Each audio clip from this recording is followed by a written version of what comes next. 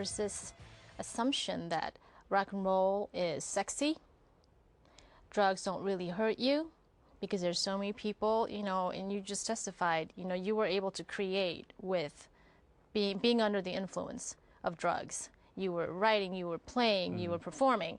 What is your response to people who are saying, see, it is kind of cool, it is glamorous, the lifestyle is fine?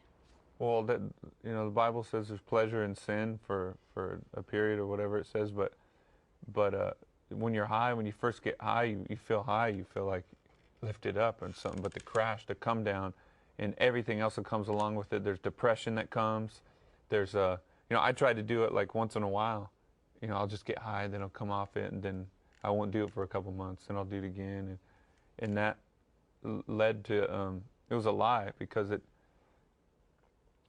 we barely used any of the songs that we wrote on speed. We used like 2 or 3, because when you're writing it, it sounds so good. You sound like Mozart when you're high and writing it. Oh, that's awesome. You listen to it the next day when you're sober, and you're like, oh, that's stupid, and it just turned into stupidness, and everybody quit doing the drugs except me.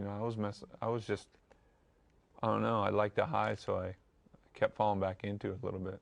I mean, not that everybody else was a saint, they were doing, cocaine once in a while and stuff, weed or whatever, but it's just a crazy lifestyle, and it's not like people think. There was some good laughs when you're high and drunk and when you're acting like a fool, but eventually it overtook everybody's life, and everybody went through massive pain because of drugs and alcohol. Every single one. I want you to talk about this. You do, as graphic and detailed as your book is just, the bottom line is that it's very honest, and you hold nothing back. And it's very evident that after the conversion, after you became a Christian, life didn't become rosy and hunky-dory for you. It was a process that you had to go through. If you treat your body and treat your mind and soul and spirit like hell, you feed it hell for years, it's going to take some hell to squeeze out of you and to pull out of you. And God does the invisible work inside of you where you just feel pain and brokenness and tears, and it's okay. And I went through stuff where I was like cussing at God, screaming. I was like, why don't you heal me? Why am I going? I felt like agony.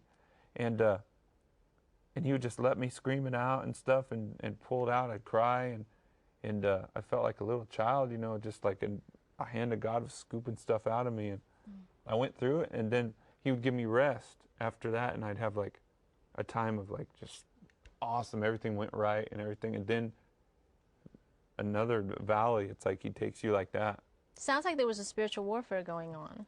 Yeah, but there was, God's hand was in it all the way, and I'm a new person now, because the storms that come now, they're spiritual warfare, and I believe he allows them to come so we can get built up, and now when they come, I'm just like, I just push through them, got that foundation. Exactly.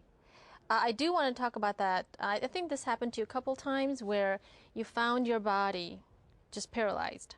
And then you heard a voice coming out of your own throat that was not your voice. Yeah, it was crazy. It was like one of those Exorcist movies or something. It was right after the drugs, I was laying down. I went to bed, and I was like, oh, I'm going to get some sleep. I was exhausted, and I woke up like a few minutes later just paralyzed, and I couldn't move at all. And I was like, and I tried to yell and stuff, and just some scratchy voice came out, and I felt the most evil I've ever felt in my life. It was definitely a spiritual encounter that I wasn't into.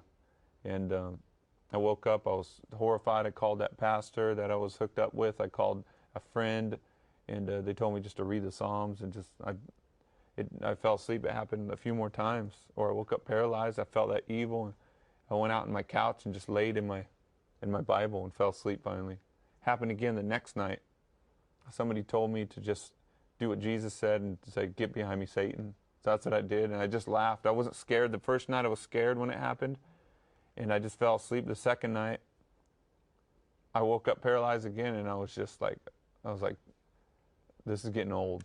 And I just said that, and it's never happened again since. But it was real, and just I like that too, because God showed me that, there's spiritual, hate too. There's there's a devil, and there's demons, and He showed me how real that was, and I thank God, because that pushed me right to Him more. I was like, well, now I really need to get close. I was still hooked on the drugs, wanting to get off, wanting to believe God was real. He became real to me. I was reading a Bible high, and I was just like thinking to myself, is this stuff real? How do I know if it's just not man-made, How do I know this? And I just felt a presence come over me, all around me. I got chills everywhere.